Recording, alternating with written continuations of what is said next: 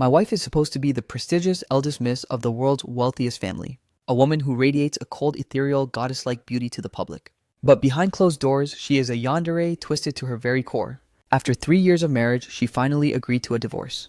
Incredible, I'm finally free from this gilded cage. If I don't vanish now in exactly 1 month, her white moonlight childhood love returning from abroad will ruthlessly seize his place by her side. He'll orchestrate a horrific car accident to turn me into a vegetable. I'd rather take this $100 million compensation and head straight to the casinos to bet it all on the next World Cup champion. If I win, I live like a king. If I lose, I'm back to the grind. Suddenly, my elegant and otherworldly wife snapped the calligraphy brush in her hand with a sharp crack. Black ink splattered across her stunning face. Instead of erupting in fury, she extended her tongue to slowly lick the ink from the corner of her mouth. Her eyes were burning with a manic, obsessive fervor. Hubby, I was wrong? I never should have brought up the divorce. She wrapped her arms around me from behind, her warm body pressing firmly against my back. Her voice was dangerously soft and melodic. Suddenly, the charm on her face vanished instantly, replaced by a terrifying, murderous intensity. Go to the airport. Kidnap that bastard surnamed Lin and bring him to me. I'll personally turn him into a human specimen and display him in my newly purchased antique vase. My blood turned to ice in an instant. Though I was pressed against Gu Wanqing's warm skin, it felt like I was leaning against a block of 1,000-year-old permafrost. I stood frozen in place, paralyzed by pure dread. She's insane. This woman is absolutely psychotic. Murder is a federal crime, for God's sake. Big sister, you want to make a human vase? Do you think we're filming some historical horror movie? Inside, I was screaming in absolute mental agony, but outwardly, I had to maintain a mask of calm. I even forced out a faint, doting smile. This is exactly how I've survived the past 3 years. Gu Wanqing leaned in and whispered into my ear, her warm breath ghosting over my earlobe, sending a wave of numbing shivers straight to my scalp. Hubby, don't be afraid. I was only joking around. How could I ever get my hands dirty? Immediately, the bodyguard's respectful voice echoed from outside. Understood, eldest miss. He faced the empty air beyond the door, issuing a command in a chilling, emotionless monotone. Escort him to that suburban, decrepit factory ruins. Give him a welcoming ceremony he'll never forget. Let that bastard realize exactly who is the one person he can never touch. A welcoming ceremony that turns people into human specimens. That's 1,000 times more horrifying. Okay? This is way scarier than just ending his life. I can feel my own teeth chattering in pure terror. Gu Wanqing pivoted toward me, cupping my face within her delicate palms. Those gorgeous eyes of hers were overflowing with obsession. Is this your way of reminding me that there's still a threat looming between us? You truly do care about me after all. She continued rambling to herself, a look of pure bliss radiating from her face. I care about my damn life, you psycho. She snatched up those documents, the divorce settlement I had just finished signing, and shredded them into tiny pieces right before my eyes. The fragments fluttered down like a shower of cursed snowflakes. I've received your little test. Don't you dare mention those 2 words ever again. Her cold, sharp fragrance mixed with the library's ink, invading my nostrils, until my head began to spin in a dizzying haze. This wasn't a test at all. This was my frantic SOS signal. She leaned in close and planted a soft, lingering peck on my lips. As a reward for your warning, I'll wear that silk nightgown you love so much tonight. Does that sound good? I don't love a damn thing. Wasn't that because last month, you lined up every single nightgown in front of me and refused to sleep until I picked one out? I'm just trying to stay alive here. That night, I was handled by her like a lifeless marionette. At midnight, I was jolted awake by the vibration of my phone. It was a video sent from a completely unknown number. I tapped it. Under the dim flickering lights, that elegant white moonlight Ling Yu was currently suspended in mid-air by heavy iron chains. He was drenched in blood tears and snot streaming down his face, screaming at the camera with a hoarse, desperate voice, "Sister-in-law!" I was wrong. I was truly horribly wrong. I'll never dare to do it again. I beg you, please, just let me go. My hand shook so violently from the shock that the phone slipped and clattered onto the floor. Beside me, Gu Wanqing was jolted awake. She sat up, retrieved the fallen device from the carpet, and glanced at the video without so much as knitting her brows in concern. Then, with chilling indifference, she did it right in front of me. She wiped the video and blocked the number permanently. Having finished her cleanup, she climbed on top of me and straddled my waist, her eyes glowing like predatory stars even in the darkness. Whispered, "Now that the threat is neutralized, hubby, it's time for us to focus on more intimate matters." My entire world was consumed by darkness. I have to escape, I have to run. That thought took root like a wild, invasive weed, strangling every other logic in my mind. I spent 3 agonizing days meticulously planning, mapping out the rotation patterns of the villa's guards, and pinpointing every single blind spot in the surveillance. I even stashed a secret 100,000 in cash inside my shoes. At 3 o'clock in the morning on the final day, Gu Wanqing appeared to be in a deep, heavy slumber. I crept out of bed on tiptoe with bated breath, changed into the clothes I'd hidden away, and slipped out of the bedroom like a thief in the night. The villa was dead silent. save for my heartbeat, which thundered like a war drum in my chest. If I can just reach the airport and catch the first flight out, I don't care where it goes as long as I'm far away. That 100 million might be gone for good, but my life is far more precious. King, farewell forever. I edged toward the side entrance of the villa, my trembling hand reaching for the cold metallic handle. At the exact moment my fingertips were about to make contact with the metal, snap, the entire living room was flooded with blinding light. My legs turned to jelly from the sheer terror, and I nearly collapsed onto my knees right then and there. I whipped my head around in a panic. King was standing there, perched on the second floor landing. She was barefoot, looking like a seductive demon emerged straight from the abyss. Hubby, just where do you think you're going? Her voice was ethereal, so soft and so gentle, yet it struck my heart like a massive sledgehammer. How did she know? Did she plant a GPS tracker on my body? It's over. It's all over. Step by step, she descended the grand staircase, her bare feet pressing against the frigid marble floor. Without producing even the slightest sound, she stopped directly in front of me, letting out a long, lingering sigh. I knew you were still testing my limits. She snatched my backpack away, viciously yanking the zipper open, and dumped the contents, a few changes of clothes, a single passport, and a pack of compressed emergency rations. She chuckled, a muffled, sickly, and psychotic sound. See, you didn't even pack any money. You never actually intended to leave me. You just wanted to make me more desperate for you, to love you more, and to never let you go. I brought money. I had 100,000 hidden in my shoes. That secret stash was my ultimate getaway fund. I desperately wanted to rip off my shoes and prove it to her, but I didn't dare move an inch. She rose up on her tiptoes, pressing her ice-cold lips against mine, her voice becoming a blurred, sultry mumble. The next day, I woke up with my entire body aching. Sunlight filtered through the narrow gaps in the curtains, and I instinctively reached out to pull them wide. But the moment my hand brushed the fabric, I realized something was horribly wrong. Every single door and window in the villa had been replaced. They were upgraded to the kind of high-tech security systems found in high-security bank vaults. The windows were reinforced with metal bars that were thicker than my own fingers. She was the only person who possessed the passcode. I had become a literal bird in a gilded cage. I was completely and utterly imprisoned. My daily routine devolved into eating, sleeping, and watching TV, or being dragged away by King to engage in activities that were beyond description. I started to give up on life and just rot. Escape was impossible now. There was no way out. I could only pray the plot gods would show some mercy and let that idiot Lingyu hurry up and crash his car to turn me into a vegetable. That way, at least I wouldn't have to endure this double torture of body and soul. Later that afternoon, as I lay sprawled on the sofa, bored out of my mind and replaying movies in my head, I began to recall the plot of the original novel, the critical plot points that were supposed to unfold next. Being locked up like this is mind-numbingly dull. Wait, I just remembered. Next week, the Gu Group is slated to hit a massive crisis. That overseas acquisition worth tens of billions, the vice president in charge, Zhang Heng, is actually a mole planted by their rival corporation. He's going to leak the Gu family's reserve price, forcing them to waste an extra 3 billion as a total sucker's fee. This Zhang Heng is even a distant relative of the Gu family. He's hidden his tracks incredibly deep. The man's acting skills are top tier. In the end, Gu Wanqing's grandfather, that stubborn old man, gets so enraged he suffers a heart attack on the spot. By the time he's rushed to the ICU and Wanqing begins her ruthless investigation, it'll already be too late. The fortune will have already vanished. Just as I was getting deep into my thoughts, a perfectly peeled grape was pressed against my lips. It was Gu Wanqing. She was dressed in a simple white flowy house dress today, with her long hair cascading down her shoulders. Her face was bare and makeup free, making her look deceptively gentle and harmless. I parted my lips and swallowed the grape. What a damn shame.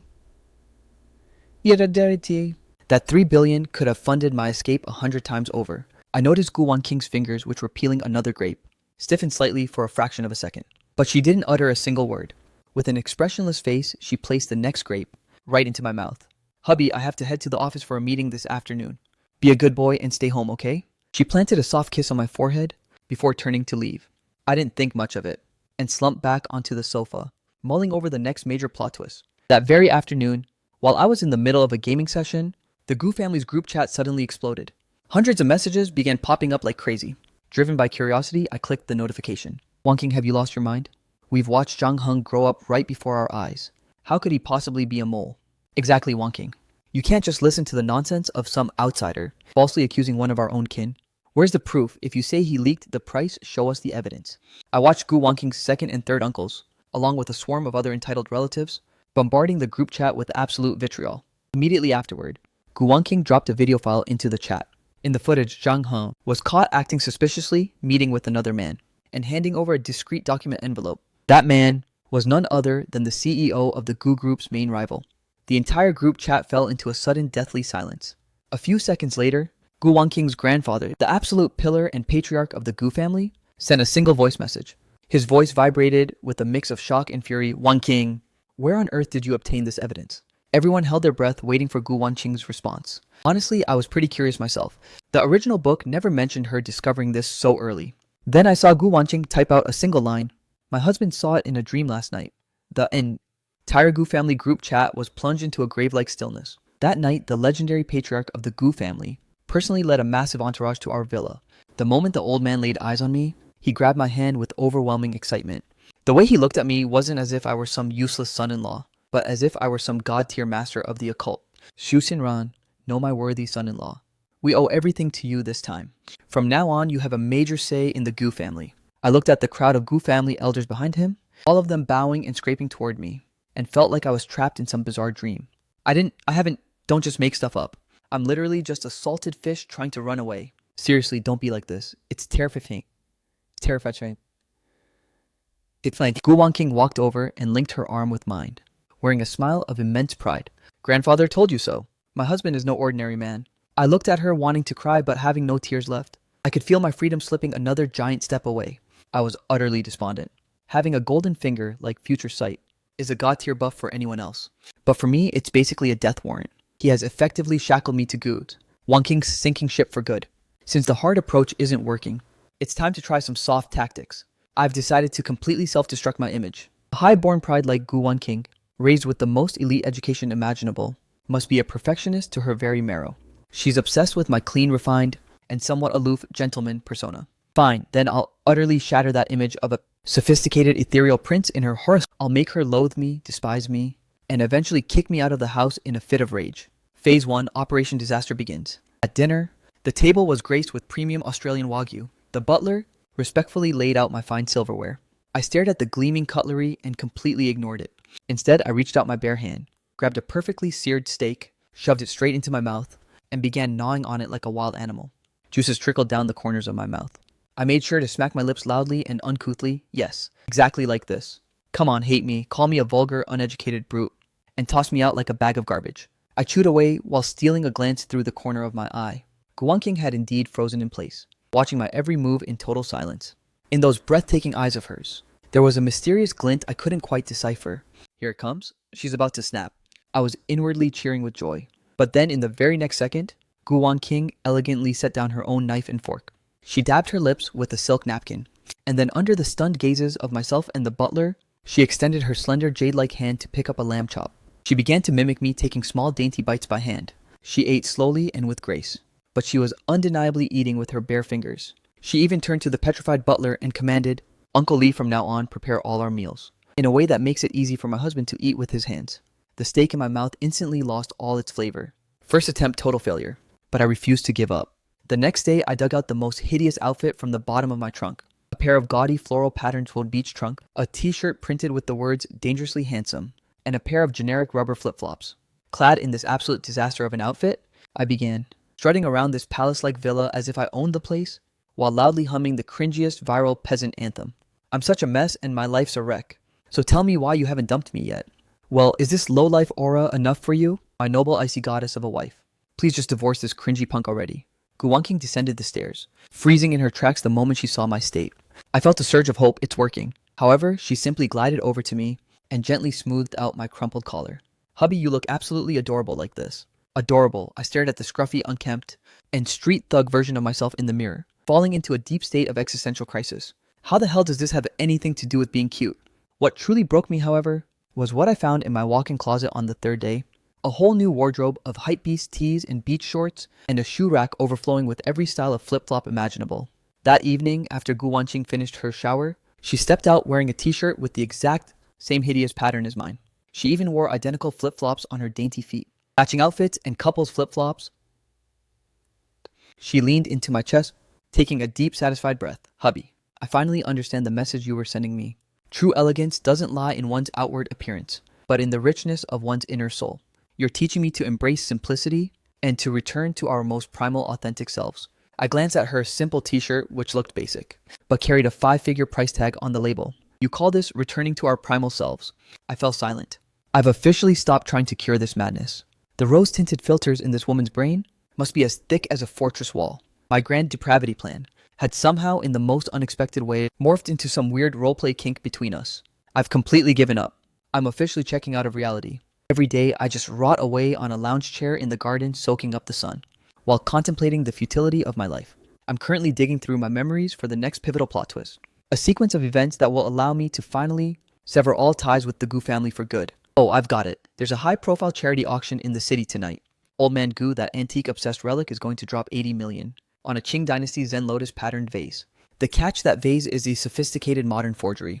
Worse, the pigments used for the aging effect are highly toxic. The old man will treasure that thing like his own soul, hugging it and admiring it day and night without rest.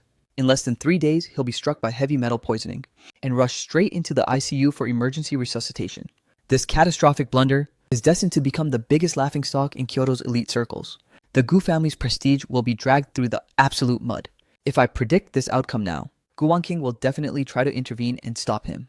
But with the old man's stubborn as a mule temperament, he'll never believe her. When that happens, the grandfather and granddaughter will inevitably have a massive blowout, perhaps even severing their relationship entirely.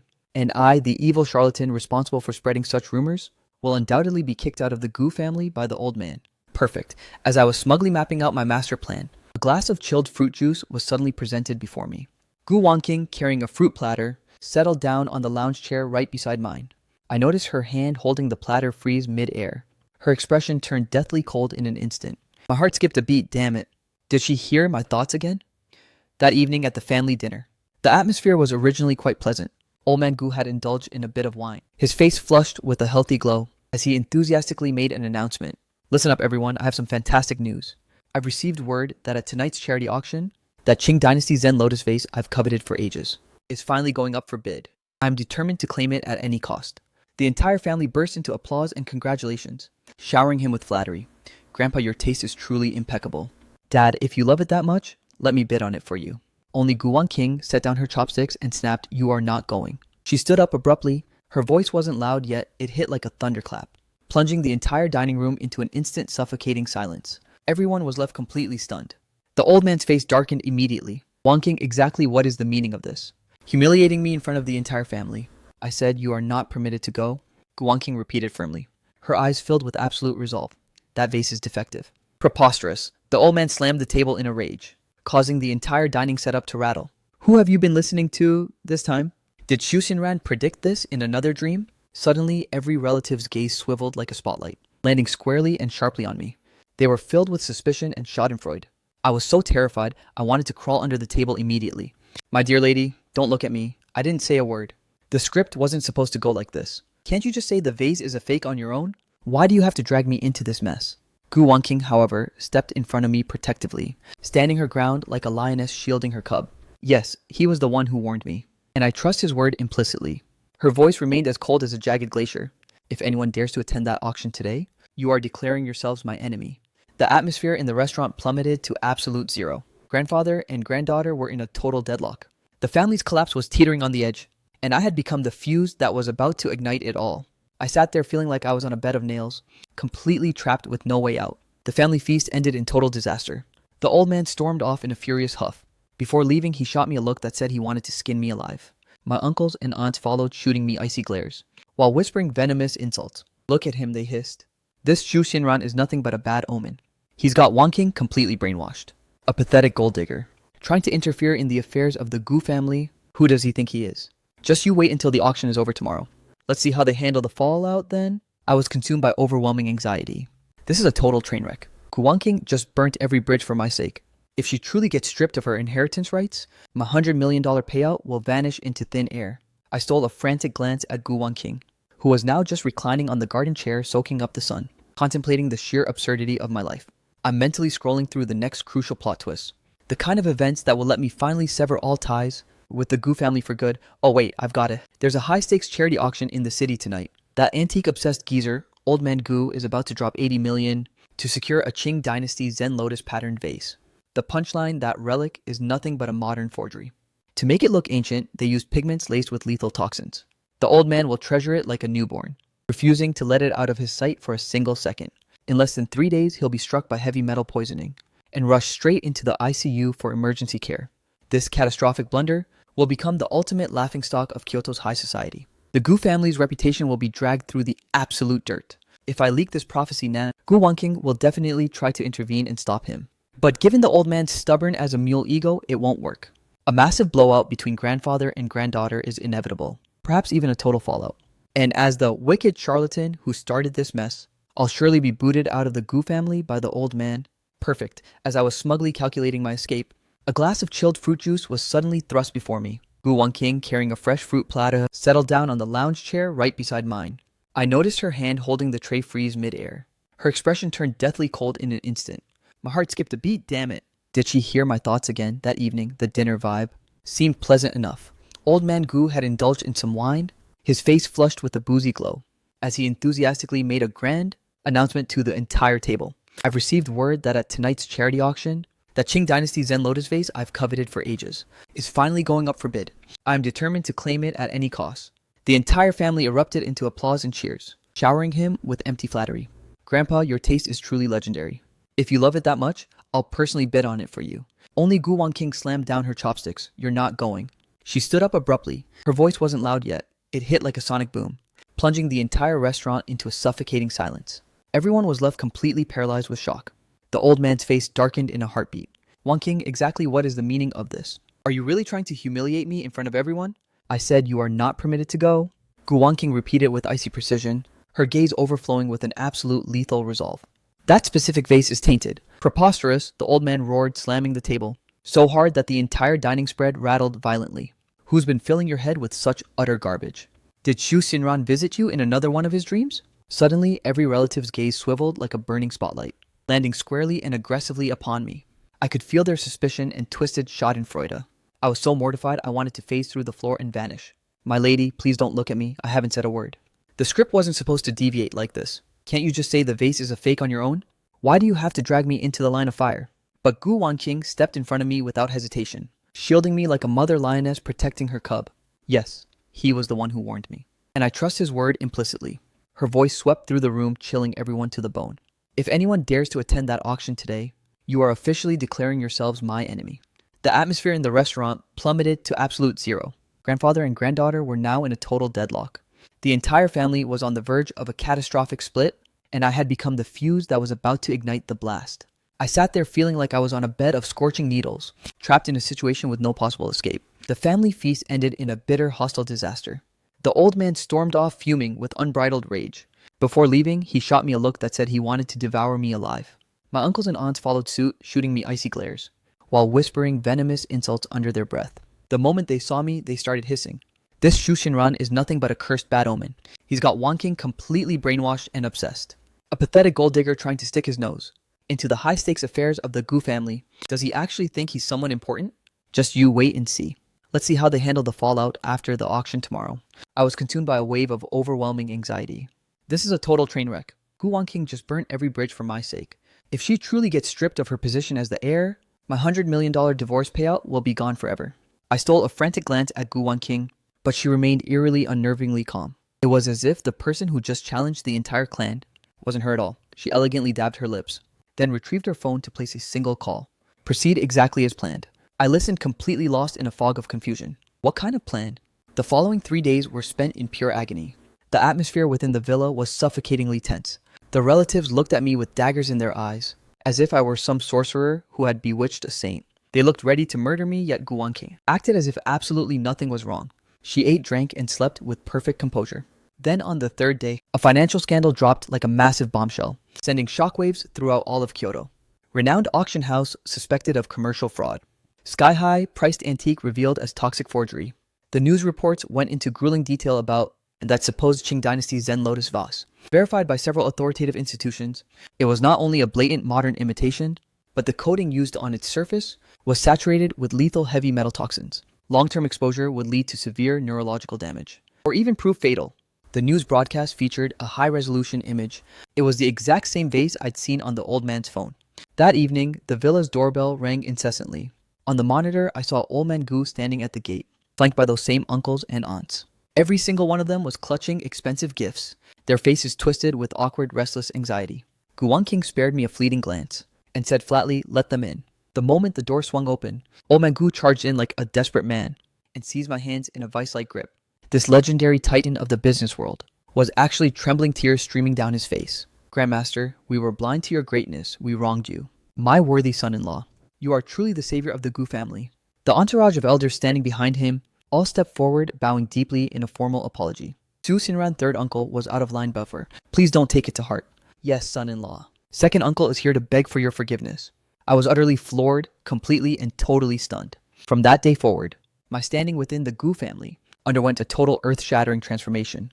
I went from a useless son-in-law who could be easily bullied to the legendary Master Zhu revered by absolutely everyone. If I mentioned craving tofu for lunch, the Gu family chefs would immediately experiment and present 108 different ways to prepare it.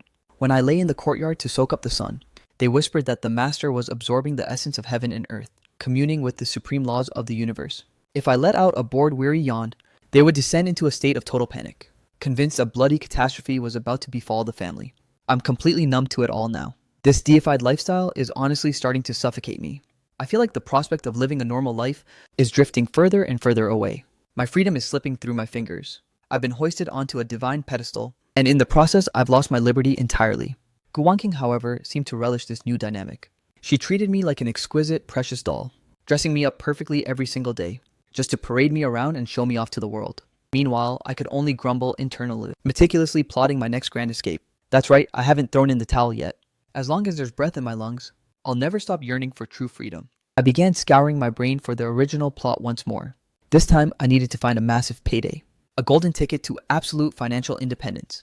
The moment my escape plan succeeds, the first thing I'll do is open a brokerage account and dump every single cent I have into that struggling company called Nebula Tech.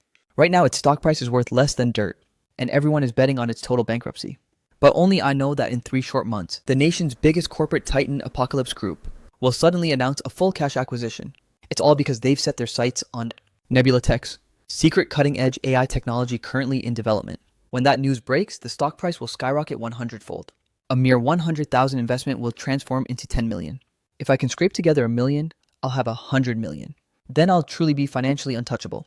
I'll buy myself a private island, spending my days with sun sand and bikinis. I wouldn't have a single worry for the rest of my life. I was fantasizing so hard I was practically drooling. Suddenly, Gu Wanqing's voice echoed in my ear. "Hubby, what are you thinking about? You look so incredibly happy." She was dressed in a sharp, sophisticated business suit today, her long hair swept up to reveal her elegant swan-like neck. I watched her eyes shimmer with a strange light. As her lips curled into a deeply meaningful smirk, my heart did that terrifying little skip again. The next morning, before she headed to the office, she had her assistant bring over a document for me to sign. "Hubby, this is a little gift I've prepared for you." Confused, I took the folder from her. Printed in bold, eye-catching letters at the top was, "Establishment Agreement for the $10 billion Su Xinran Private Equity Fund." 10 billion. My hands shook violently, and the document nearly slipped to the floor. I stared at Gu Wanqing with wide, disbelieving eyes, completely unable to form a coherent sentence. "Didio, what kind of private equity fund is this?" "A fund established in your name with liquid assets. I've already had finance transfer the 10 billion. After all, I have absolute faith in my husband's vision." She picked up a pen and forced it into my hand. "Just sign right here, and the fund will be officially inaugurated." My hand was trembling like I had Parkinson's. I couldn't manage a single stroke for the longest time. 10 billion? Where on earth did she get 10 billion? Even if the Gu family is loaded, they wouldn't just hand over 10 billion for her to play with. This insane woman, she didn't actually sell the company, did she? Gu Wanqing gripped my hand firmly, guiding my movements, until the name Zhu Xinren was written on the signature line. Then right before my eyes, she placed a call to the fund manager and switched it to speakerphone. Manager Wang used all capital in the Su Xinran fund to go all in on Nebula technology. The manager on the other end sounded like he was on the verge of tears. "Eldest miss, you can't be serious, right? Nebula Tech is literally about to be delisted. Throwing 10 billion in now is just flushing it down the drain. Do exactly as I commanded. I will take full responsibility for any consequences." As she hung up the phone, she looked at me with an eerie satisfaction. "Hubby, allow me to be the one who makes your dreams a reality." Over the next 3 months, I lived every single day in a state of constant heart-pounding terror. I watched helplessly as Nebula Tech's stock price plummeted day after day, teetering on the absolute brink of a total collapse. I could practically visualize that poor manager Wang spending every waking hour in his office weeping bitter tears. Then, exactly 3 months later, a massive bombshell of a headline detonated across the nation's entire financial media landscape. The corporate titan Apocalypse Group officially announced a total buyout of Nebula Technology. Overnight, the stock price exploded 100-fold. The mysterious Jusinran fund became a legend in a single day. I stared at the television broadcast, watching them label me as the young god of stocks and an investing genius while my photo flashed on screen. It all felt like some surreal, feverish dream. That endless string of zeros in my bank account was enough to make my head spin in a dizzying haze. Gu Wanqing wrapped her arms around me from behind, resting her chin on my shoulder. You're incredible, hubby. Tonight, let's use that brand new jacuzzi we bought to have ourselves a truly proper celebration. I could already feel my soul being drained out of my body once again. The money kept piling up, and my fame reached legendary proportions. Yet my freedom drifted further into the unreachable distance. I was now shackled by golden chains of wealth and prestige. I had become the most sought-after figure in all of Kyoto. The young stock, god, the Gu family's divine son-in-law, a modern day, Zhugliang. Countless prestigious titles bombarded me like a relentless blizzard. Innumerable socialites and powerful elites were desperately clawing for any chance to get close to me. Gu Wanqing was more than happy to parade me around every top-tier corporate gala, flaunting me like her most prized glittering trophy, for the entire world to envy. Just as I was starting to grow numb to this life of decadent luxury and constant excess, Ling Yue, the man who should have vanished forever, resurfaced. At one of Kyoto's most exclusive high society galas, he appeared to have regained his former elite swagger, clad in a bespoke designer suit, with every strand of hair groomed to perfection. Yet deep within the gaze he cast upon me, his smoldering resentment was impossible to conceal.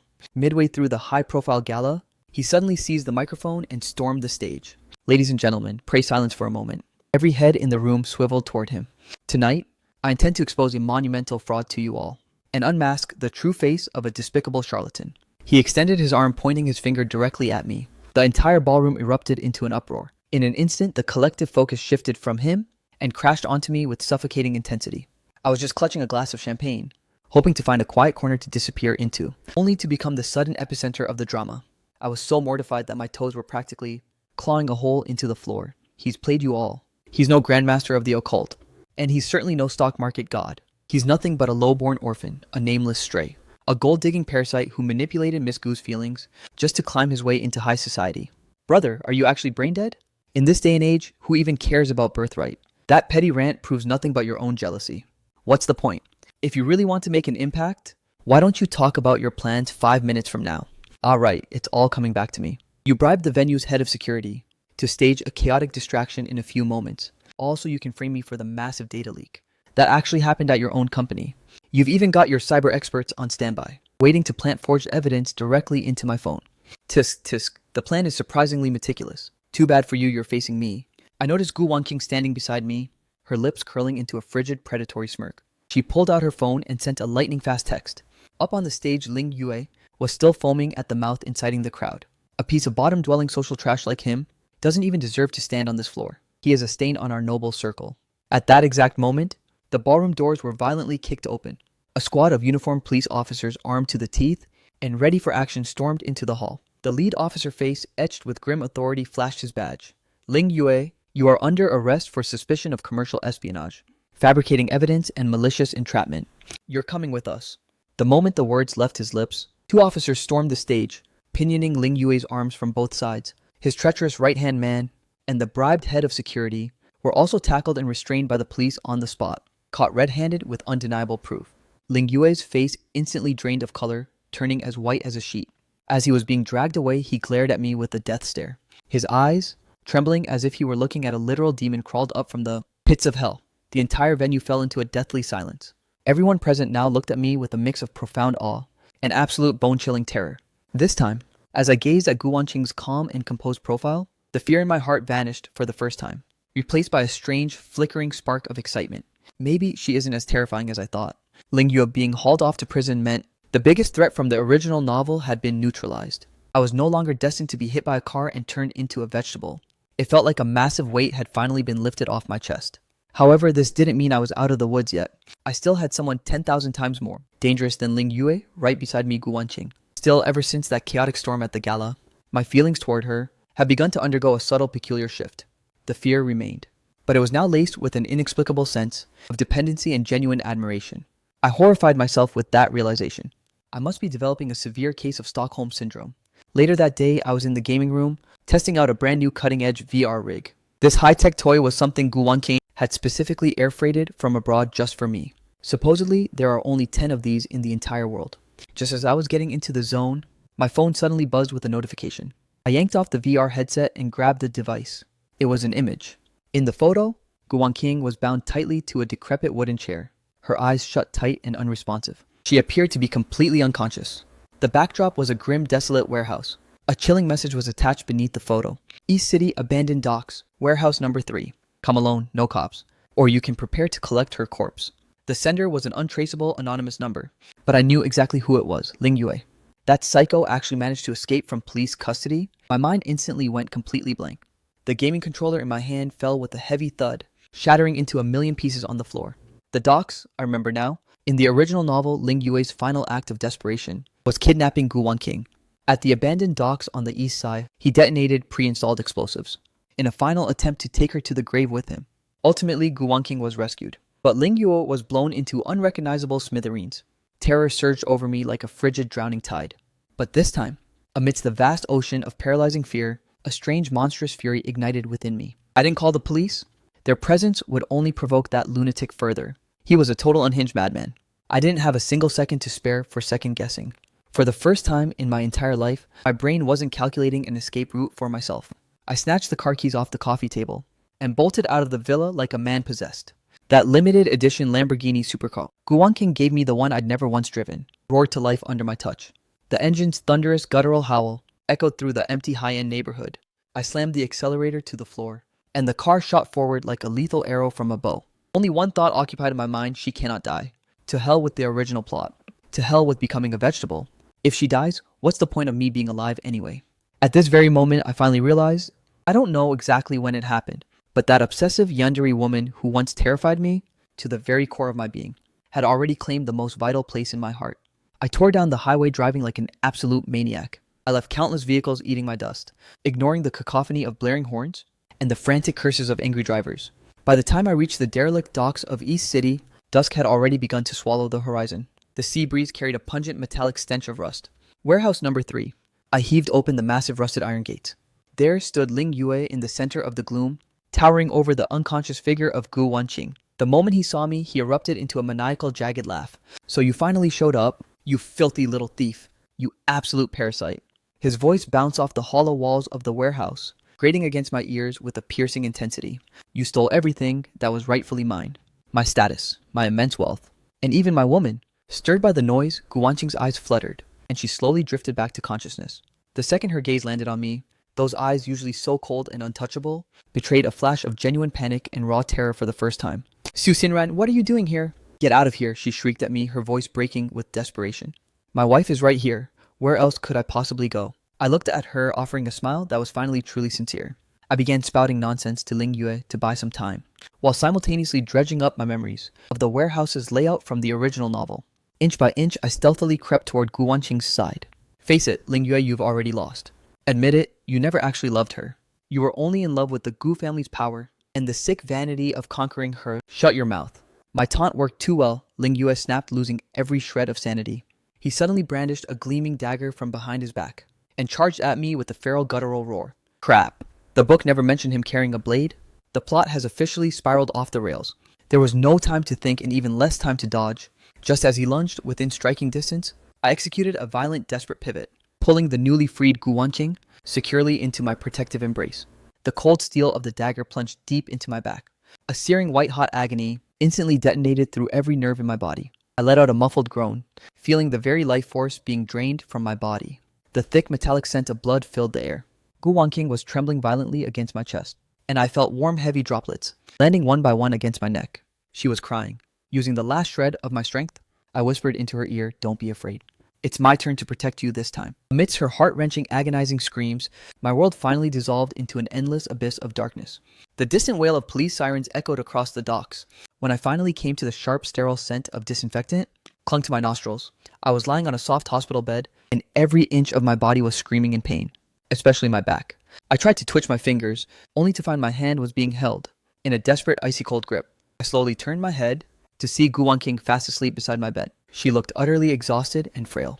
Her once radiant face was now deathly pale, with dark, heavy shadows bruising the skin under her eyes. Seeing her so broken sent a sharp pang through my heart. The moment I made the slightest movement, she jolted awake instantly. She stared at me, realizing I was conscious, and froze for a heartbeat. Then her tears began to fall like broken pearls, overflowing in an unstoppable torrent. Susinran, you're finally awake. She squeezed my hand tight, her voice hoarse and completely shattered. I'm so sorry, Dongti. I could hear everything you were thinking. I was completely stunned. After a few seconds of silence, a sense of relief washed over me. So that was it. No wonder every time I complained in my head, she was able to react with such terrifying precision. Ever since the day you brought up the divorce, I've been able to hear you, she sobbed, looking like a terrified child who had made a terrible mistake. I knew you wanted to run away. I knew you were terrified of me, but I was even more terrified of losing you. So I used the only methods I knew to force you to stay by my side. Looking at her so vulnerable and helpless, all the hardness in my heart finally melted away. So do you still think I'm planning to bail on you? I asked her, my voice raw and raspy. She began to sob even more hysterically, shaking her head with desperate intensity. I don't know. I just don't know anymore. But I won't keep you caged up ever again. Su Sinran, if you truly want to leave, you can go. She pulled two thick folders from the nightstand. One was a fresh set of divorce papers, and the other was a total asset transfer deed. That $100 million compensation, plus every single asset we've accumulated since our marriage, including all the profits from Nebula Tech, it's all yours. I just beg of you, please don't hate me anymore. Her hands were trembling so violently that she could barely grip those thin sheets of paper. I didn't take them. Instead, I used my one uninjured arm to reach out, pulling her firmly into my embrace. I gently kissed away the salt from her tear-stained old cheeks. You little dummy, I whispered. The moment I married into the Gu family 3 years ago, I signed my life away. I'm yours for the rest of eternity. Back then, I wanted to run because I was terrified of dying. But I'm not afraid anymore. Because if I'm dead, I won't be able to see you again. She froze in my arms for a heartbeat.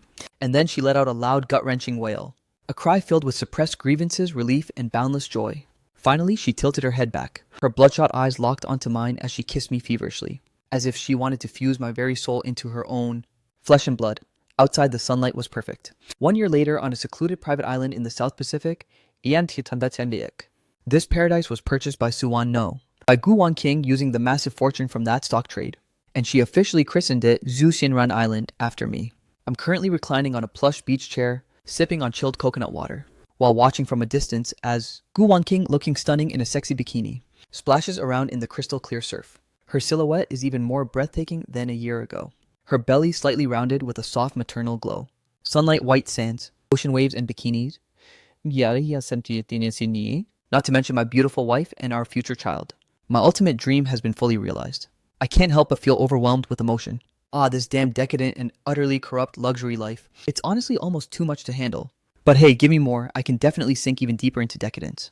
Though these days, the constant backaches and soreness seem to be getting even more intense than before.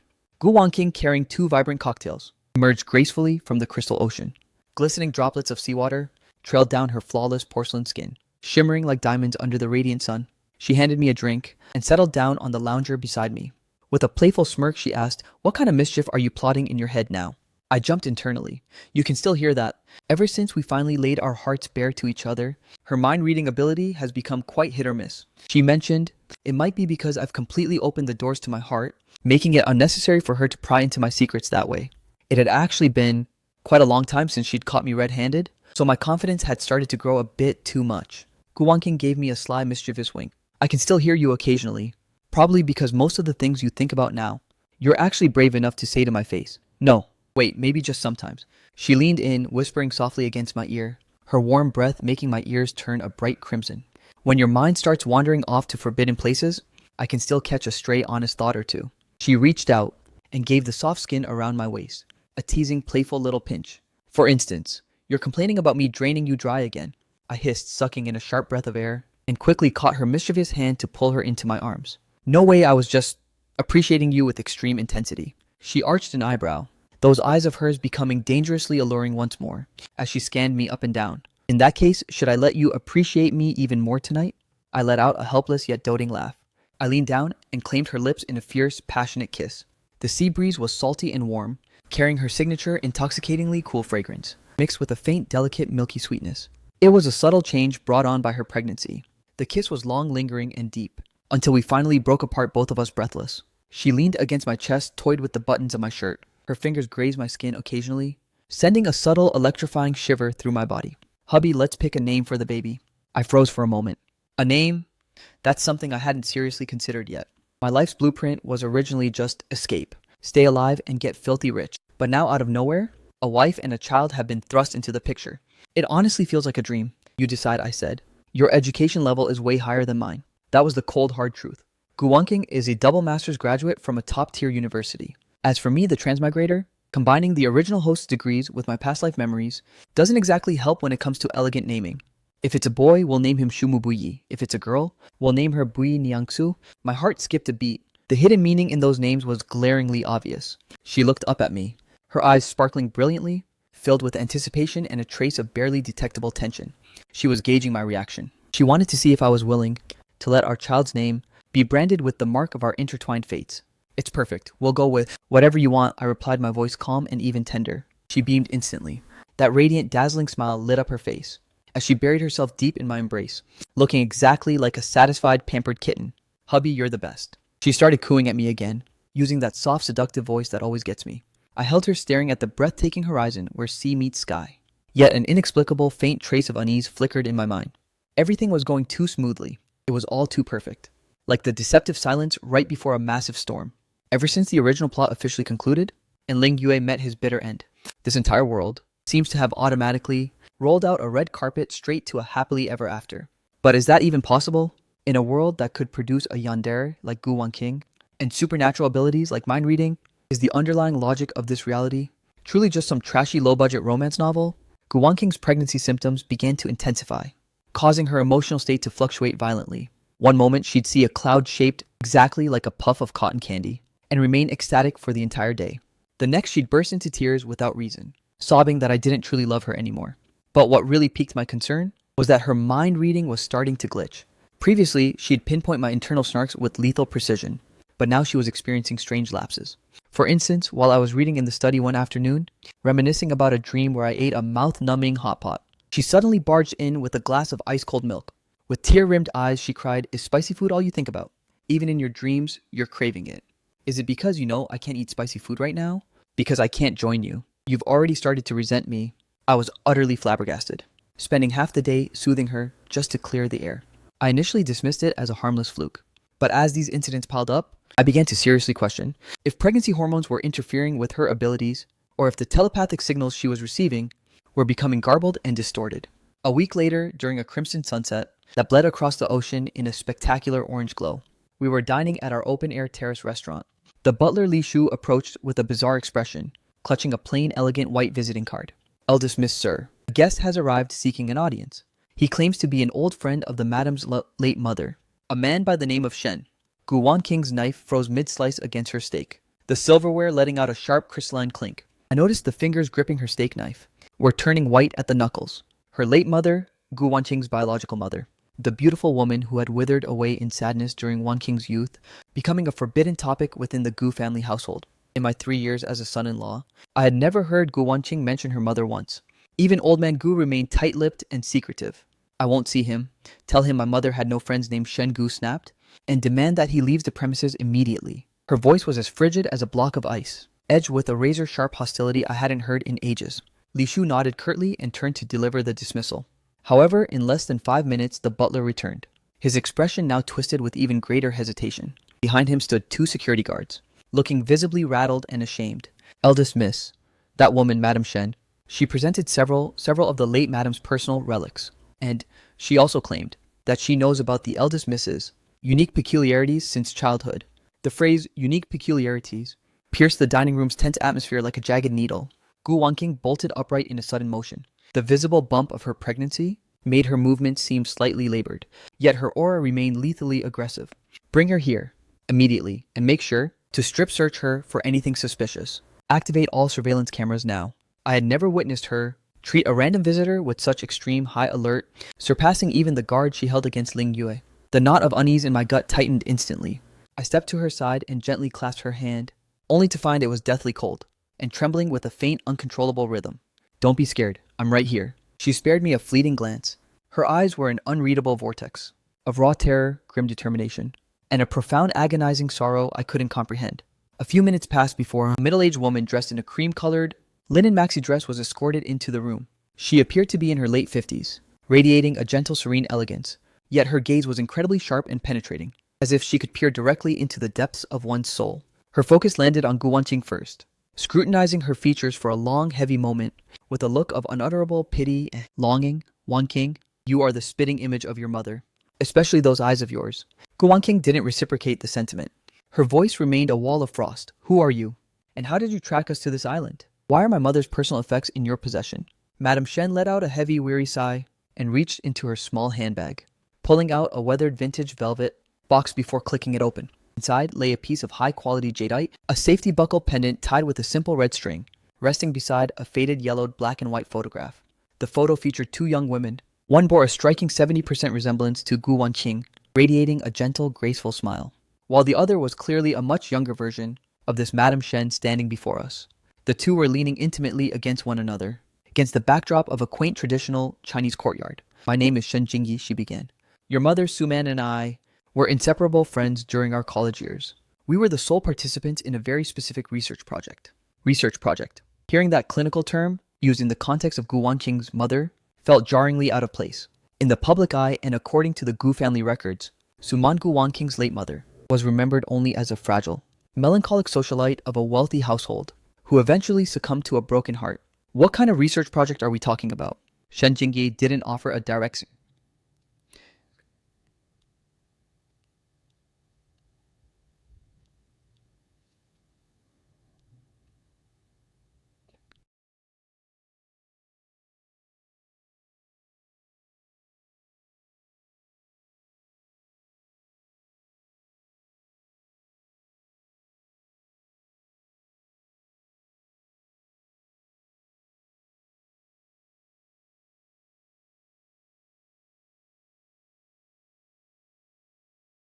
Instead, she shifted her gaze toward me, her eyes filled with deep scrutiny and a hint of curiosity. You must be Mr. Shu Xinran, I assume? Wanqing's husband. I've heard quite a bit about your extraordinary talents. The muscles in my back tensed up instantly. She's heard of me from whom? From the gossiping Gu relatives or some other shadowy source? Gu Wanqing stepped in front of me instinctively, protecting me like a mother beast guarding her territory. Answer my question. Shen Jingye withdrew her gaze from me and looked Gu Wanqing in the eye again, her tone becoming low, solemn, and heavy. It was a study on the boundaries of human latent sensory perception. Codenamed Project Stargazer. Your mother, Suman, was the early project's most successful sensory master test subject. But for that, she paid a devastatingly high price.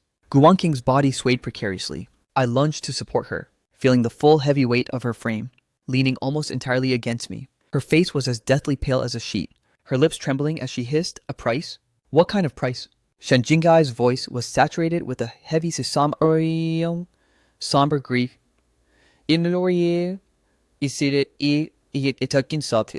Her hypersensory perception was so overwhelming that she lost the ability to filter out the external world, a constant barrage of chaotic information and raw emotions. It was as if she was perpetually trapped in a relentless, never-ending storm, with no way to shut it out, and no way to escape. Her physical decline and depression weren't caused by heartbreak. They were the violent backlash of her own powers.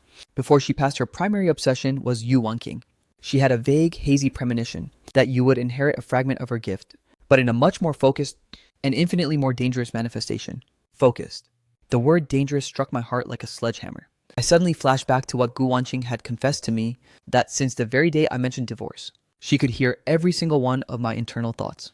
It was a targeted focus of the highest degree, and her ruthless, iron-fisted methods toward Ling Yue and her enemies. That was undoubtedly the dark side of the control freak nature, birthed by this terrifying ability. So, her mind reading wasn't some random magical cheat code. It was a genetic inheritance from her mother, rooted in a shadowy, mysterious operation, known as Project Stargazer. But what about my transmigration? What about my prophetic knowledge of the original plot? Are they also linked to this project, or some hidden, twisted law of this world? Gu Wanqing's voice was quivering with emotion. Yet she stood her ground. Why show up only now? Why are you revealing all of this to me? Shen Jingyi's gaze sharpened with sudden intensity. She scanned our surroundings cautiously. Despite knowing this place was secure, she dropped her voice to a conspiratorial whisper. Because Project Stargazer was never truly shut down. It simply evolved into something much deeper and darker. An independent agency known as the Archives took over. They have been relentlessly tracking every individual and descendant exhibiting these traits, evaluating their stability and ultimate utility. Yu Wanqing, and you as well? Mr. Shu Xinran, you two have been far too high profile lately. The young god of stocks. The prophetic investor. These labels have already pinged the radar of the Archives. I exerted an immense amount of effort. just to bypass their surveillance net and find you here to deliver a dire warning and to finally fulfill the promise I made to your mother. She gazed at Guan King's visibly rounded belly, the pity in her eyes deepening into a somber gloom. This child is highly likely to inherit or even amplify the traits of both parents. That implies far greater instability and lethal risk to yourselves and to this unborn child. The archive's policy for high-value unstable assets has always been chillingly direct and efficient, either total absolute control or total absolute elimination. The words absolute elimination caused the temperature on the terrace to plummet instantly. Guan King violently gripped my arm, her nails practically digging into my flesh. She glared at Shen Jingyi, her eyes a swirling vortex of intense fear, seething rage, suspicion, and a spark of madness from finally unearthing the truth. Are you telling me there's an organization that, because of my mother's research, and because of these minor abilities Zhu Xinran and I possess, wants to come and harm my family? My child isn't just a minor ability. Wang King, in the archive's evaluation metrics, your powers, especially the synergy produced by your union, likely carry an astronomical rating, high enough that they cannot simply ignore you. I have said my piece. How you respond is entirely your choice. This safety buckle is your mother's legacy to you. She said if the day came when you felt different or encountered things beyond comprehension, then look. She placed the velvet box firmly on the table. After casting one last lingering gaze at us, she pivoted and departed, without a single moment of hesitation. Li Shu and his men escorted her out, leaving only Gu Wanqing and me on the terrace. The sea breeze continued to howl, but the previous warmth and tranquility had utterly vanished. The air was now thick with a suffocating pressure and a paralyzing dread of the unknown. I reached for the velvet box. The jade pendant felt smooth and warm to the touch, yet it felt as if I were holding a searing white-hot coal. Gu Wanqing snatched the box from my hand, clutching it so fiercely in her palm that her knuckles turned a skeletal white. She kept her head lowered, her long hair cascading down to mask her profile, hiding whatever expression she was making. The only sound was her labored, suppressed breathing. Wang King, I whispered her name softly. She snapped her head up, her face already drenched in a torrent of tears. But her gaze blazed with a feral, almost apocalyptic intensity. It was the look of the yandere I knew so well.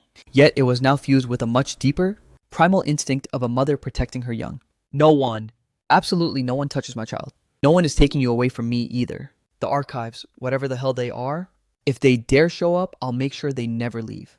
Her voice was raspy and broken, yet it carried an unwavering, fanatical resolve. As I watched her, the terror in my heart strangely began to settle, replaced instead by a cold, crystalline clarity and iron determination. If our previous battles were confined to the original novels, plotlines, and petty high society feuds, then from this moment forward, we are facing a completely uncharted, clandestine power lurking beneath the surface of the real world. And this time I have no script to follow. Gu Wanqing's mind reading may no longer serve as our master key. The only thing we can truly rely on is each other and this unborn life cradled within her, already thrust into the eye of the storm. I pulled her tightly into my arms, feeling the tremors racking her body, and the faint rhythmic pulse of life in her womb.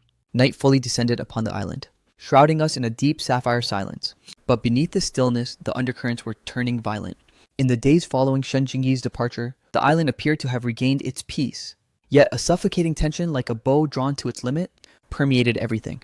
Gu Wanqing mobilized nearly every asset in the Gu family's public and clandestine arsenal, launching a frantic investigation into the archives and Project Stargazer. She no longer masked her volatility or her aggression. Conference calls followed one after another, her voice like shards of ice as she barked out orders. I meanwhile locked myself in the study, struggling to piece together every fragmented clue. Shen Jinggai's revelation was like a master key, unlocking puzzles I previously found inexplicable. The truth behind her mother's untimely death, Wang Qing's lethally precise telepathic gifts, and perhaps even the nature of my own transmigration. If Project Stargazer truly explored the boundaries of human latent perception, then crossing through time and space, receiving data streams from another dimension, this so-called original plot, was it just an extreme variation of that very same perception? I had simply misinterpreted it as knowing the future. But this organization, the archives, why were they hunting and cataloging these special individuals? What was their ultimate endgame? Control research, or as Shen Jingyi hinted, elimination in the name of global stability. I scoured my memories, searching for any microscopic trace of the archives, be it from my past life's knowledge or the throwaway details of the original novel. I found absolutely nothing. This only solidified my terrifying conviction. The archives existed in the world's deepest shadows, far beyond the reach of a trashy corporate romance novel. Late that night, Gu Wanqing dragged her exhausted body back to the bedroom. She had just finished showering, her hair still damp and dripping, carrying the scent of mist and faint floral body wash. yet the sharp fatigue and weary shadows hung heavy on her brow. I took the towel to help dry her hair, keeping my movements as gentle as possible. Any progress? Gu Wanqing leaned against me with her eyes closed, her voice sounding raw and raspy. I can't find a single trace of any official or unofficial records regarding the archives. Everything is so clean, it's like they don't even exist. But the cleaner it is, the more it proves their terrifying power. The scholars and institutions Shen Jingyi mentioned as being linked to Project Stargazer. They're either dead, completely off the grid, or tight-lipped to the point of absolute silence. It's as if their collective memories were professionally scrubbed. She suddenly grabbed my hand as I was drying her hair and turned to face me, her glistening wet eyes, looking exceptionally dark and somber in the dim light. Shusinran, are you afraid? I looked at her, not answering immediately. If this were a month ago, I definitely would have been terrified, scared of death, of trouble, and of being sucked into a deeper abyss. But now looking at this woman carrying my child, this woman who is clearly riddled with her own anxiety, yet still forces herself to be the shield for our world, I realized those selfish fears had finally receded. In their place stood a heavier, much clearer sense of duty and resolve. I am, but being afraid is useless right now. We're in the same boat now, and we're tied together until the very end. Whatever you plan to do, I'm with you. She stared at me for a long time, then suddenly lunged into my arms, clinging to me as her shoulders began to tremble slightly. She didn't make a sound or let out a cry. She just gripped my clothes with a death grip, like a drowning person clutching a piece of driftwood. After a long silence, she finally spoke in a low whisper. My mother. She didn't just die from an illness, at least not entirely. When I was a little girl, I often saw her sitting alone by the window, conversing with the empty air, or suddenly clutching her ears and screaming that it was too noisy, that voices were echoing everywhere. My father thought she had lost her mind, while my grandfather feared she was a bad omen. After that, she grew quieter and quieter, until one day she simply never woke up again. Shen Jingyi was right. She was systematically murdered by the very world she heard. And I've inherited that same curse, yet I'm either lucky or cursed enough to only be hypersensitive to your voice alone. Susinran, if the day ever comes, where I lose control like she did, or if I start hearing all sorts of chaotic static and turn into a freak, will you abandon me? Her voice was barely a whisper, laced with a rare, raw vulnerability and doubt. My heart felt as if an invisible hand had gripped it tight. Beside her, I lifted her face, locking onto her gaze and enunciating every word. Gu Wanqing, you listen to me carefully. I, Shu Xinran, signed my life over to you 3 years ago. In this life, I belong to you entirely, whether you're perfectly sane or completely lose your mind. Even if you decide to tear a hole in the heavens, I'll be right there handing you the spear. If you want me to leave you, you'll have to kill me first. It wasn't a sweet romantic line. It was more of a fatalistic declaration of surrender, yet it shook her more than any flowery words ever could. She stared at me without so much as a blink, then lunged forward to kiss me. A kiss that was fierce, desperate, and savage, as if trying to devour our very souls into one. That night we slept locked in each other's arms, like two wounded animals huddling together just before the onset of a devastating blizzard. However, that peace lasted a mere 3 days. On the morning of the 4th day, Gu Wanqing received an encrypted communication, and her face instantly turned deathly pale. Without even looking at me, she hit the speakerphone. A distorted electronic voice emanated from the other side. Miss Gu Wanqing, it has come to our attention that you've been digging into some very old secrets. This behavior is becoming exceedingly dangerous. For you, for the unborn child in your womb, and for that very peculiar husband of yours. The archives desires only to maintain order and stability. Cease these pointless inquiries immediately. Stay quiet and focus on your pregnancy. This is your first and your final friendly reminder. The communication cut off with a chilling finality. Gu Wanqing's knuckles turned white as she gripped her phone. In a sudden burst of rage, she hurled the device at the wall, the expensive custom smartphone shattering into 1,000 pieces. Her chest heaved with heavy, ragged breaths, and the raw malice in her eyes was almost tangible. They're monitoring us. They actually dared to threaten my child. I rushed over to steady her, realizing that the tremors racking her body weren't just from fury. They were fueled by a deep-seated primal terror. For the enemy to pinpoint her investigation so flawlessly, and to bypass the elite security of this fortress-like private island, it proved the archive's tentacles reached far deeper than we feared. Their reach was absolute. They weren't just bluffing.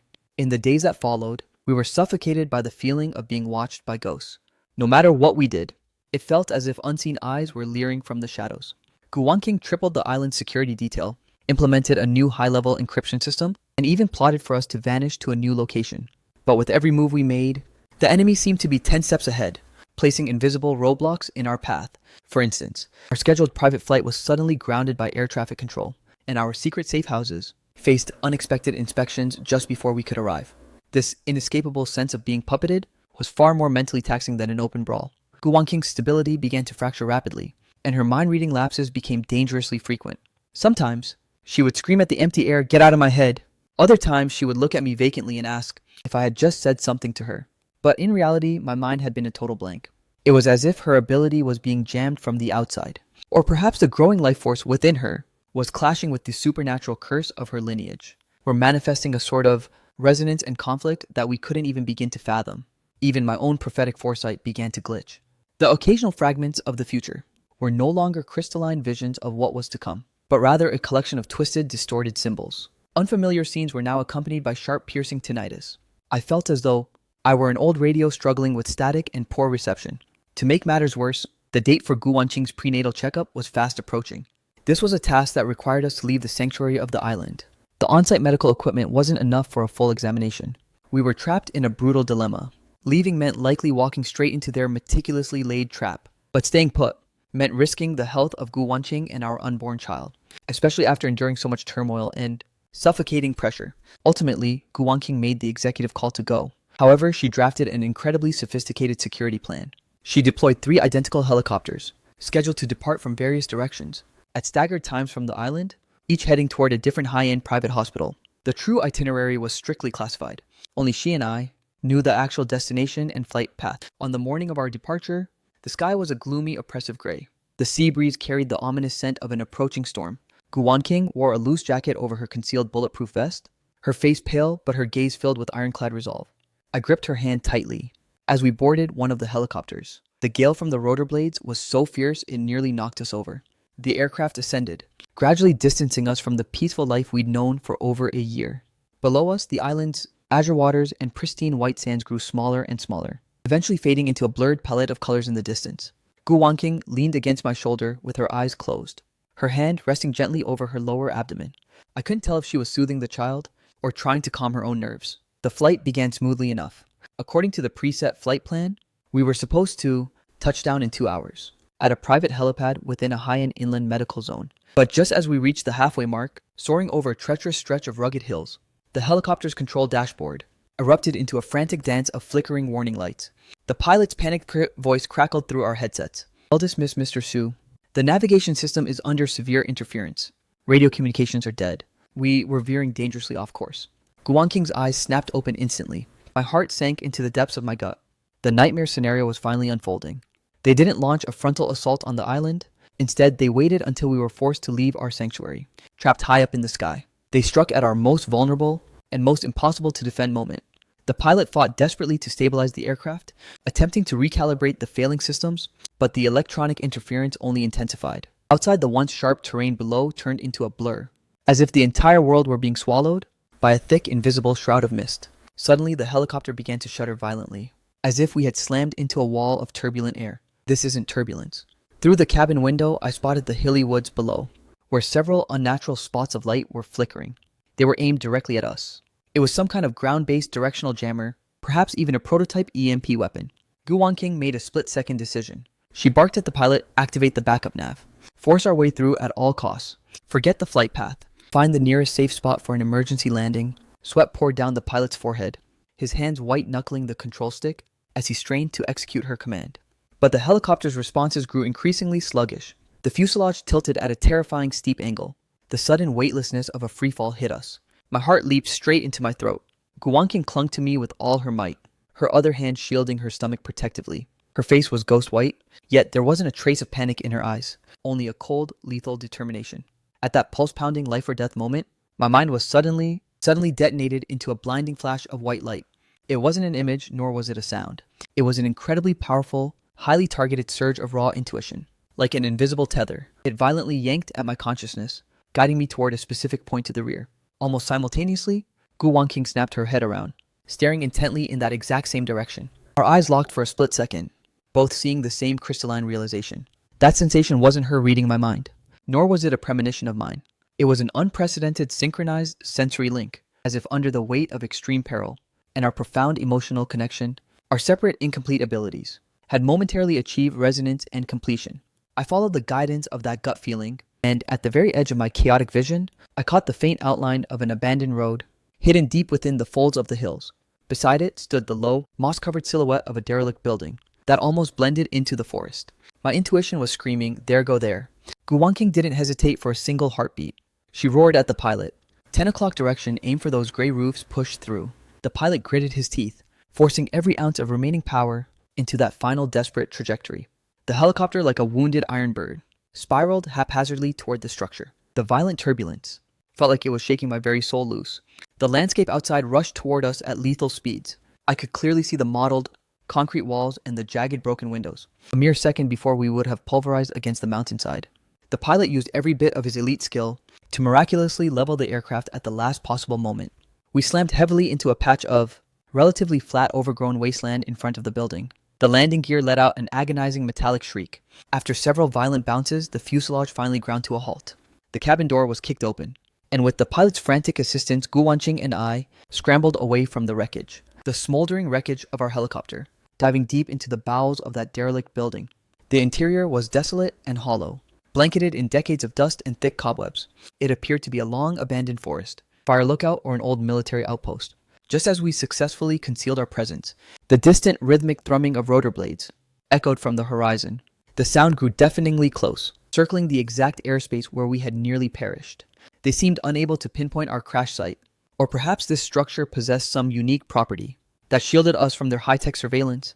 After what felt like an eternity, the engines finally faded into the distance. We were safe, at least for now, yet we were marooned in this desolate wilderness, completely severed from any contact with the outside world. Gu Wanqing slumped against the frigid concrete wall, gasping for air through ragged breaths, her forehead drenched in a cold sweat. She clutched her stomach, her brow furrowed in pain. Panicked, I moved to steady her. What's wrong? Are you hurt? Is the baby okay? Gu Wanqing shook her head, then slowly nodded, her voice a mere fragile whisper. The baby is kicking violently. That sensation earlier, you felt it too, didn't you? I nodded, my heart still racing with lingering dread. That bizarre synchronized perception saved our lives. But it also forced us to realize that the forces we're up against are beyond our wildest nightmares. They can jam state-of-the-art aviation electronics with ease, and tear right through a plan we thought was bulletproof. Now the only weapon Gu Wanqing and I have left is this glitchy, poorly understood supernatural connection that sparks to life only when it feels like it. And this child in her womb who may inherit all our power, yet remains the ultimate wildcard in this dangerous game. Shadows slowly swallowed the ruins of the building. The eerie howls of unknown beasts echoed from the dark woods, and the wind shrieked through broken panes like a mourning ghost. Gu Wanqing curled into my embrace, both of us falling into a heavy, somber silence. We both knew the truth. The moment we were forced down into this wasteland, we had officially become pawns on the archive's grand chessboard. And in this game, there are no rules and no boundaries. Our only hope for survival is to shatter the board itself. I tightened my grip on her hand, feeling the icy chill and the slight tremor in her palm, while sensing a power within myself that continued to swell, no longer fueled by a mere desire for self-preservation, but by a primal need to protect those I love. Huddled inside that derelict forest station, we endured a frigid and agonizingly long night. Gu Wanqing's abdominal pains finally eased by dawn, yet her complexion remained deathly pale, and her nerves were stretched to the breaking point. As the first light of morning touched the sky, we began scouting our immediate surroundings, scavenging for anything that could be salvaged or repaired. The pilot had sustained a nasty head injury during the crash. Though conscious, his movements were severely hampered. Fortunately, hidden within a rusted iron locker in a corner of the building, we unearthed several vintage cans of food, a few unopened bottles of mineral water, and even an old-school, yet intact portable radio set. However, the device's batteries had long since drained.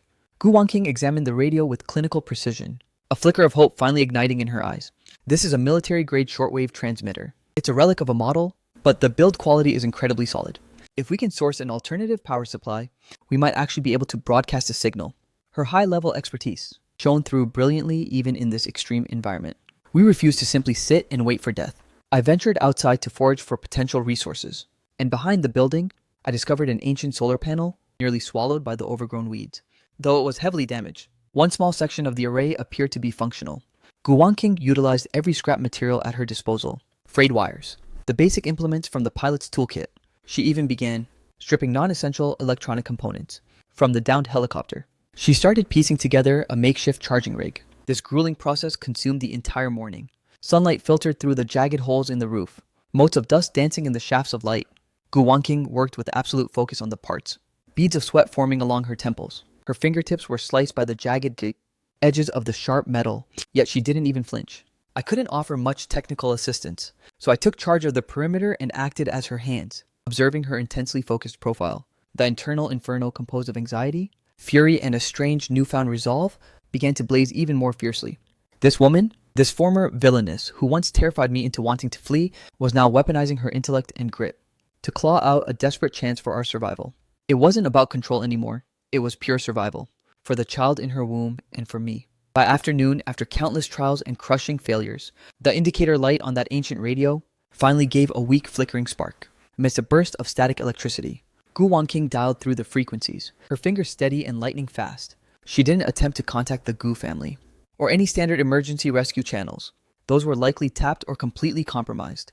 Instead, she tuned into an obscure, remote public frequency usually reserved for wilderness rescue, or amateur radio hobbyists. She used the pre-arranged code she shared with Song Yuxian and a handful of absolute loyalists, a series of seemingly random, coded phrases masked as mundane weather inquiries. She broadcasted our approximate coordinates and the news of the archive's assault into the void. After the transmission, an agonizing wait began. We have no way of knowing if the signal successfully reached its destination, let alone if anyone was there to receive and decode it. Minutes bled into hours and time crawled by. The setting sun cast long skeletal shadows across the ruins. Just as hope was about to be swallowed by the twilight, the radio emitted a faint, static-heavy response that echoed in the room. It was an intermittent string of return code from an unidentified caller. The contact confirmed receipt of our SOS and provided a specific set of coordinates for a location roughly 15 kilometers away, claiming there were friends there who could provide temporary sanctuary and medical aid. The coordinates were paired with a simple authentication code. Gu Wanqing and I exchanged a sharp look. This could be our one shot at a turnaround, or it could be an even more sophisticated trap. But staying here until the archive's hit squad finds us, or waiting until Gu Wanqing's physical condition takes a turn for the worse, is effectively a death sentence either way. We go, she said with ironclad finality. We made some rudimentary preparations, grabbing every scrap of food we could scavenge, the water and that refurbished radio set. The pilot's injuries were too severe for a trek. We tucked him into a relatively hidden crevice, leaving behind the majority of our supplies, vowing to return for him the moment we secured rescue. It felt brutal and heartless, but we were backed into a corner with no other choice. As night fully descended, guided only by dim starlight and the faint glow of a phone, we began our grueling march toward those coordinates. The mountain path was rugged and treacherous. Gu Wanqing, heavily pregnant, struggled with every agonizing step she took. I practically carried half her weight in my arms, feeling the strain on her body and her suppressed, heavy breaths, yet she didn't utter a single complaint. Nor did she ever slow her pace. That sheer yandere ruthlessness was fueling her. We took a few brief breathers along the way. During one of those stops, Gu Wanqing leaned heavily against a tree. Su Xinran, if we don't make it out of this alive, do you regret any of it? Regret meeting me and getting dragged into this nightmare? I didn't give her an immediate answer. I stared at the jagged silhouettes of the mountains in the dark. Regret? If I hadn't transmigrated into this novel, if I hadn't become her trophy husband, I'd probably still be somewhere else grinding for survival. Ordinary, mundane, but safe. But in that life, there would be no Gu Wanqing. There would be none of this heart-pounding intensity, this soul-binding entanglement of life and death. I wouldn't have known this bone-deep pain, nor this profound connection that transcends the soul. No regrets. If I hadn't met you, I might have lived a little longer, but I would have just been existing. Since meeting you, I've truly felt alive. The good, the bad, the terror, and the love, it's all been real. She fell into a profound silence, enveloped by the thick darkness. I could feel her trembling hand grip mine with a desperate bone-crushing strength.